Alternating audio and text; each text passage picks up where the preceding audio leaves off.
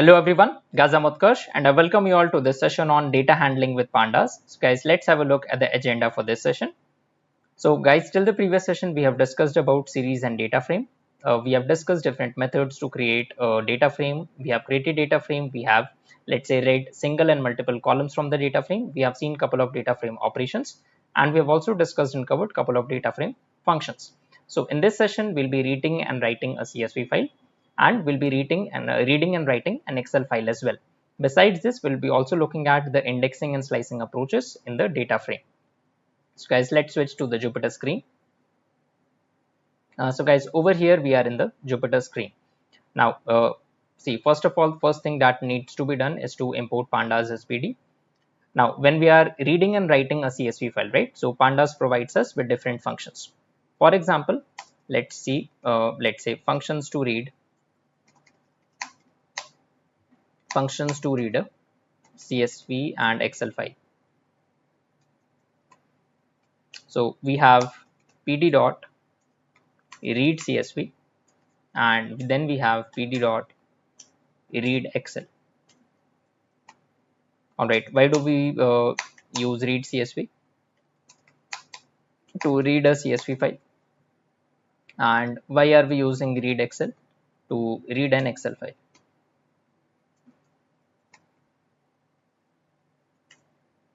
All right, likewise, these are the functions, let's say, to read a CSV slash Excel file. Now we do have functions to write a CSV slash Excel file. So the only change is to CSV, and over here we have to Excel, right? To write a CSV file, to instead of read, I'll be writing write, and even over here I'll be writing write to an Excel file. All right, let's see this in action. So guys, the function used over here is read CSV read Excel, and over here I'm having two CSV and two Excel. So over here I've chosen two different paths. Let's say, what if I don't want to read the file or to write to a file on the same path?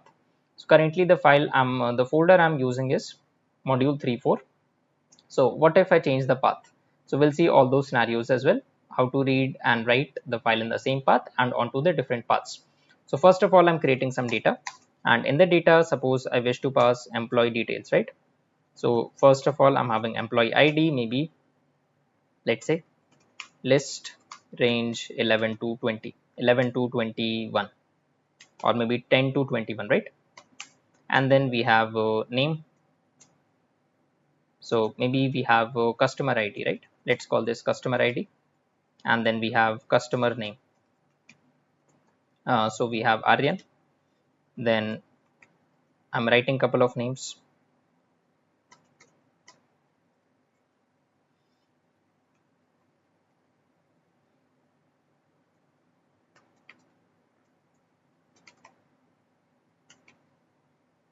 All right, I'm synthetically creating some data. All right, then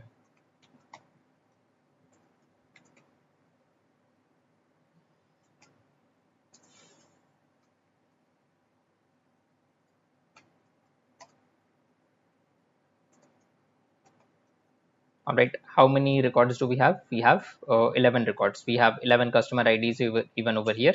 So let's see this data. Okay, so now what if I wish to convert this data to data frame? This is pd dot data frame, and in pd dot data frame I'll be passing data. So clearly we do have the data, right? Data is generated.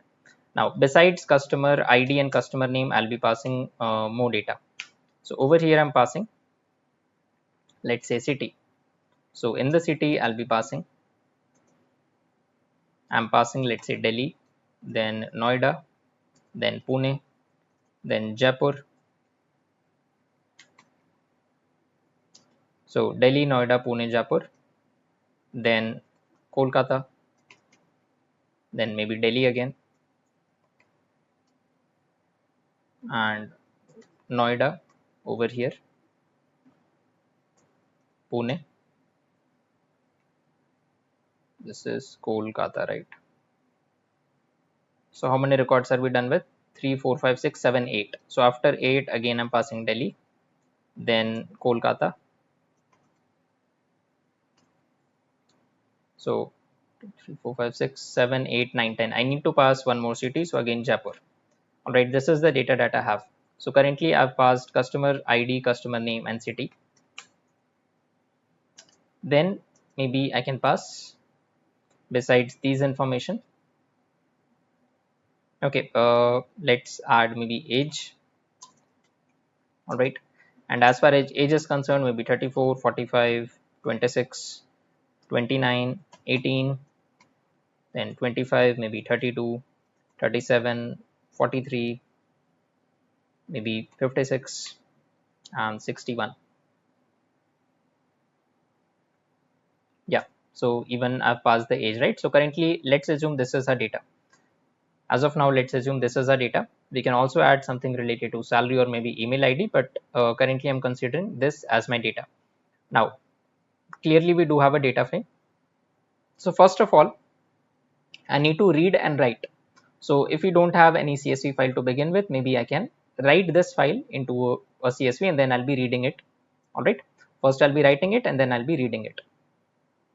So I think maybe over here I've written, let's say reading it, right? So let's do one thing.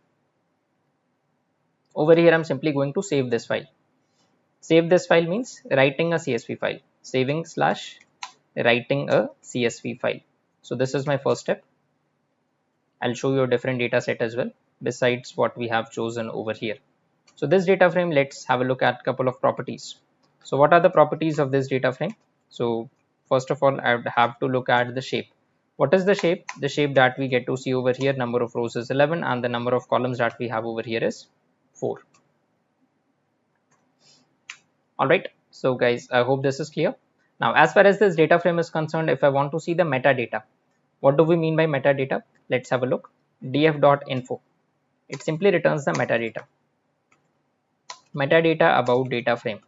Metadata as in what are the properties of this data frame.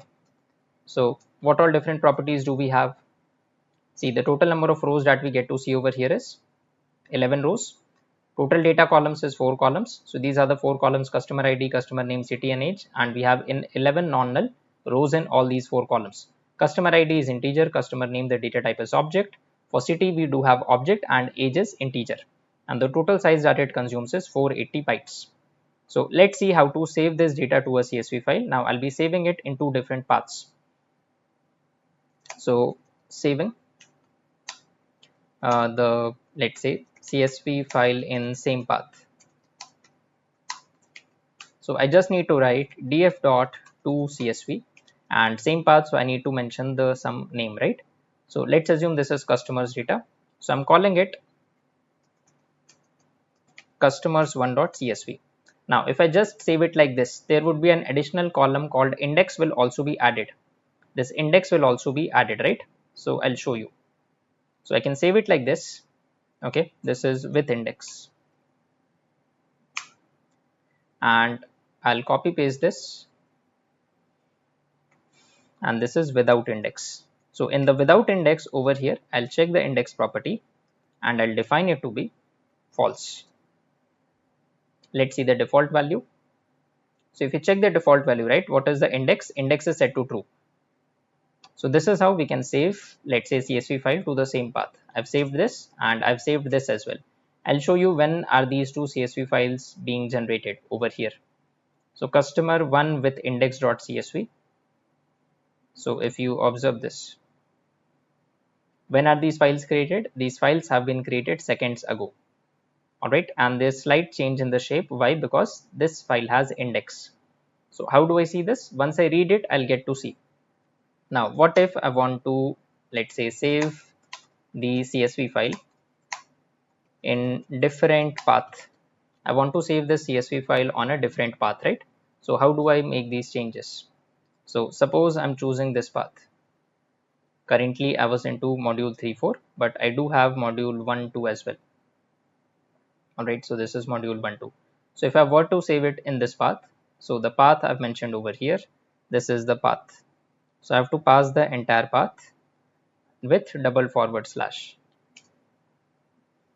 So df.toCSV. All right, and into CSV over here, I'll be writing the path like this. and then file name would be customer maybe 2.csv, and I'll set index as false. So because I've mentioned the path, I'll write it as // This is how we can write to a CSV file in a different path. So customer2.csv does not exist over here. If you see the changes, if you see the files present over here, customer2.csv is not present, right? So if I run this, see the file is saved in module 1.2 with the name customer2.csv. So where do I get to see this file? As you can see, customer2.csv is present over here. All right. And the size is 250 bytes. How do we know it has been created right now? Because over here it says created seconds ago. Previously it was not present. All right. Had it been present, let's say before I have executed this command, then the time should have been, let's say 1 day, 2 days, maybe a couple of hours back, but it says seconds ago. So it has been created recently. So guys, this is how we can, let's say, save. So this is how saving and writing to a CSV file works. Now, how about reading? We can read this same file as well from the same path and from the different path. Both options are available. So I'll be using the same function. I'm calling it df1. So over here I can write pd.read csv. All right. And what is the file that I need to read? The file that I need to read is, maybe I can read customer1. All right, without index. I want to read this file. I'll show you both the files .csv and this is df1. Please see, we are able to read from a CSV file. All right, this is how reading from a CSV file looks like. So this is df1. Let's call this df1b.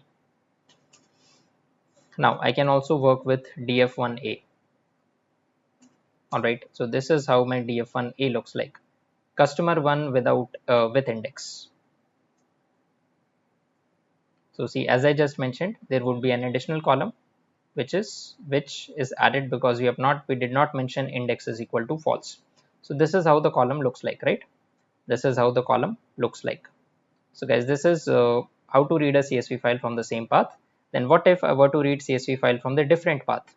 So I'm calling it df2. So pd.read csv, and what is the file? The file that we have over here is, okay, I just need to write this. I have to read from a different path, right? So what is my different path? This is the path that I need to read the file from. So I have to write the entire path. All right, we have created this file and I'm reading it like this. So df2. So clearly we can see we are able to read the file from a different path. So this is how, let's say, the file path has to be mentioned or encoded. I hope you guys are able to understand this. Now moving forward, let's see how to read an Excel file. So first we'll be saving an Excel file and then we'll proceed with the reading. So again the procedure is same. Saving an Excel file. The procedure is entirely same. I'll show you. So again, same path, different path. I'll show you the same options. So maybe we can copy paste this. So instead of CSV, I just need to write Excel. That's it.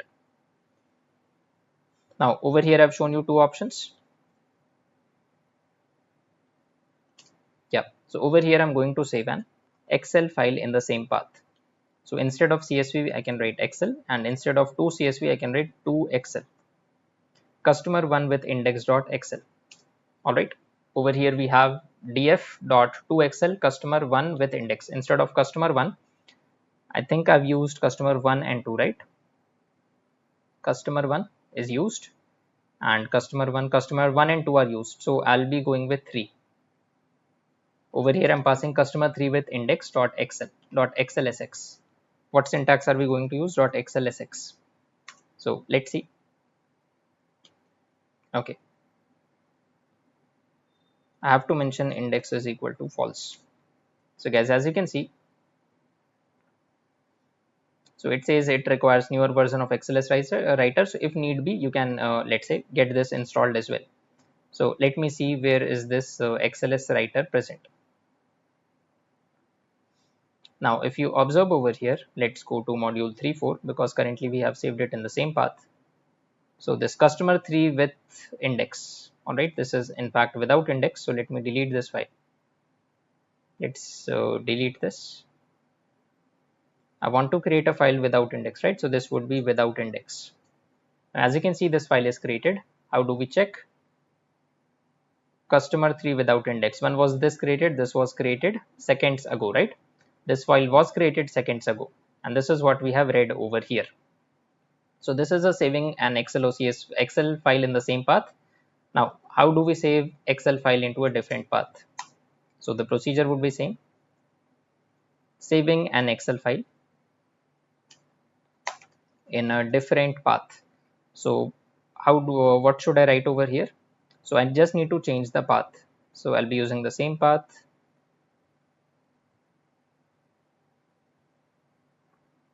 So I just need to change this. Now instead of customer 2, I'll be writing customer 4. Now customer 4 does not exist in module 1.2. Let's check. I've not executed this, but we can check if customer 4 is available in module 1.2. The only customer table that we have over here is customer2.csv. So we don't have customer 4. So when I run this, see, after customer 2, we have data processing. Now, if I run this command, it will add a table called customer4.xlsx without any index in the folder module 1.2. This is the module 1.2 folder. So it will be added over here. So guys, as we can see the new file, we have seen how to write an Excel file. Alright, so the file is saved over here. Please check. Over here we do have customer 4. When was it created? It was created seconds ago. The previous customer 2 file was created 6 minutes ago. Now what we have saved right now is customer 4 file, and that was 6 seconds ago, right? So guys, this is how we can save, let's say, save or write an Excel file. Now let's proceed with reading an Excel file from the same path. So the previous variable was df2. Over here I'll be writing df3. So in the module, same path means let's say this is module 3.4. So in module 3.4, we do have this file, right? The file name is maybe customer 3 without index. So pd.read Excel. What is the function used? If it is an Excel file, I'll be writing read Excel. What was the file? The file is customer 3 without index.xlsx. This is the file, and this is df3. So guys, we are successfully able to read a file from the same path. Over here, the extension used is .xlsx. This is the extension that we are supposed to use. Next, how about reading it from a different path? So let me copy the path, and the file is same, customer4.xlsx, right? So this was df3. Over here I can write df4. So pd.read Excel, and in the read Excel I'll be passing this path. So when I'm passing this path, right, let's see df4. So guys, clearly we are successfully able to read a file from a different path. So currently we have seen all these 4 examples: how to read write a CSV file, how to read write an Excel file, and not just from the same path but from the different path. We have seen these examples. Now I do have a data. Let's consider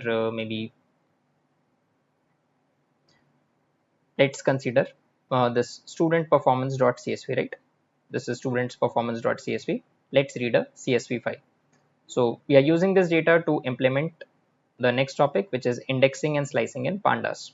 So I'm using this data frame. Let's call this data frame df0 or student performance, right? So sp is pd.read CSV. The data frame that I'm having is students performance.csv. So over here I'll be writing sp.head. So guys, these are the different columns that we have. We have gender, then we have race, ethnicity, parental level of education, lunch, test preparation course, math score, reading score, and writing score. Because we have very long column names, to implement indexing and slicing, we'll be renaming the columns. So let's rename them sp.columns. So over here I'll be renaming them like gender, then race, ethnicity, parental level of education, maybe lunch, and then test preparation course, and then math score, then we have reading score, and then we have writing score. All right, this is sp.head. So guys, clearly we can see that we have renamed all the columns. Next, moving forward, let's understand what are the different approaches of indexing and slicing in pandas. So when we proceed with indexing and slicing, right, we have two, let's say, accessors used over here. We have LOC and ILOC. LOC essentially implies location.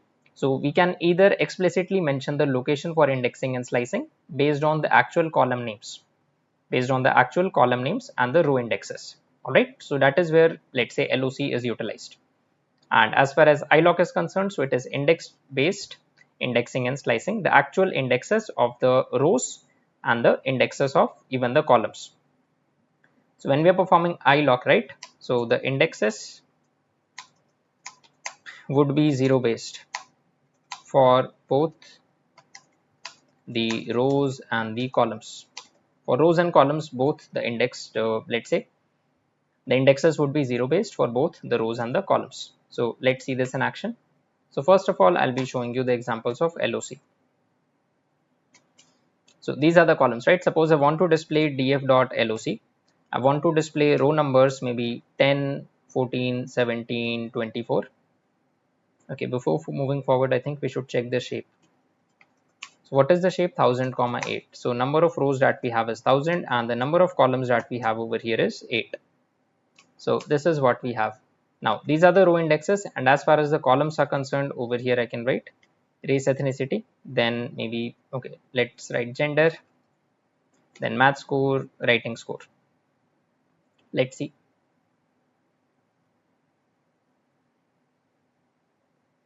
Okay, I'm getting a key error. 14, 17, 24 not in excess. Okay, this is not DF, right? What is the data frame? This is SP. So I just need to change this. Yeah, clearly you can see these are the row indexes, right? So what are the row index used? The row indexes that I've used are, these are the row indexes.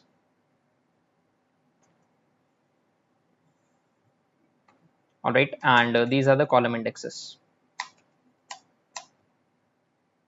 So in LOC, we have to pass the actual row and the actual column index. All right, we have to pass the actual row and the actual column index. So this is what we have. I can give you another example, sp.loc. So if I only mention, suppose row indexes such as 5, 10, 15, 20, maybe 500. All right, and the column index that I want are gender, maybe reading score, and then lunch. So as we can see, whatever columns that you have mentioned, we get to see those columns, and the row indexes, whatever we mention, we'll get to see them as well. So guys, this is how we can utilize, let's say, LOC. This is how we utilize the LOC. All right, now LOC and ILOC, they can also be used, let's say, to update the data. So we'll come to that part as well. Now moving forward, then we have ILOC. Now for the same data, for the same, let's say, indexing and slicing, if I just write slog.iloc maybe 0, so it is going to display 0th row. If I write it like this, so currently it is in form of a series, now it is representing in form of data frame, right? So let's add multiple rows, maybe 0, then 200, then 400, then 600, 800, and that's it. So as you can see, these are the row indexes, the actual row indexes. Now I can also perform slicing, sp.iloc. For implementing the slicing, all right, over here what can be done? Maybe I can mention, let's say, 5 starting from 50 all the way up to maybe 750 with a step size of 50. Okay, maybe 450. So just observe what are the row indexes that I'm getting. 50, then 100. So what is my start value? Start is 40, the end is 450, and the step size is 50, right? So 50, 100, 150, 200, 250, 300, 350, and 400. So guys, this is what we have. This is what we have. All right, next I can show you another examples as far as columns are concerned. So please observe the column indexes are as follows. The column indexes that you see over here are like this. So gender would be, let's say, at present are the index 0. All right, race, ethnicity at index 1, parental level at 2, lunch at 3, TPC at 4, math score 5, reading score 6, and writing score 7. So what have we represented over here? These are the column indexes. All right, correct. These are the column indexes that we have. So how do we balance this along with let's say iloc? So sp.iloc, maybe just 4 rows, 4 to 9. All right, and what all columns do I need? Maybe I need let's say I'm passing 0 3 7 8 0 3 5 8. So what am I getting? 8 is not present, right? 0 3 5. See, at 0 we have gender, at 3 we have lunch, and at 5 we have math score. So maybe after 5 I can pass 7. 4:9 indicates row indexes 4, 5, 6, 7, and 8. So guys, this is how we can utilize iloc.